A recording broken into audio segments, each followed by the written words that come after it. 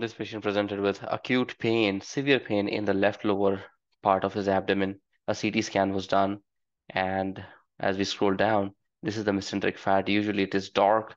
As we are going down here, notice there's this haziness here which has just appeared in the left lower abdomen part here. As we go up, the fat is clear, and as we go down here, there's haziness in the fat here. So this is fat stranding that can be seen with edema, which is most commonly secondary to inflammatory changes if it is more localized. So we'll try to find out where is this edema or inflammation centered. So it looks like as we scroll down, it is centered at the level of this loop of bowel. This is sigmoid colon. And how do we know it? Because if we trace this loop of bowel on this side, we can trace it up to the descending colon right there. And if we trace this loop of bowel distally, we can trace it down to the rectum down here. So this is sigmoid colon. Another interesting thing to note here is there are these scattered diverticula that can be seen. So this is one diverticula that you see. There's another diverticula that we see here. And there is this tiny focus of air along the mesentery uh, of the sigmoid colon. So going to the coronal images, we see this inflamed loop of bowel again with inflammatory changes around it.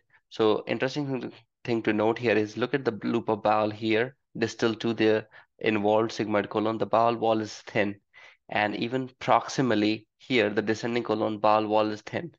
This loop of bowel is thickened, so there is diffuse thickening of the sigmoid colon with associated diverticula. So this is most likely acute diverticulitis. And we see this tiny focus of air here, and this black thing here, this focus of air is tracking along the mesentery of the sigmoid colon. So that is can be seen with acute diverticulitis. What we have to notice here is if there is any localized fluid collection, that would mean that they have abscess. And the management for a non-complicated diverticulitis that is without any evidence of perforation or abscess is different than diverticulitis with perforation or abscess. So if we see there is no localized fluid collection to suggest an abscess. So overall, these findings are consistent with acute diverticulitis with no evidence of abscess formation and no free air to suggest perforation. To look for free air, you want to see in the non-dependent part of the abdominal cavity.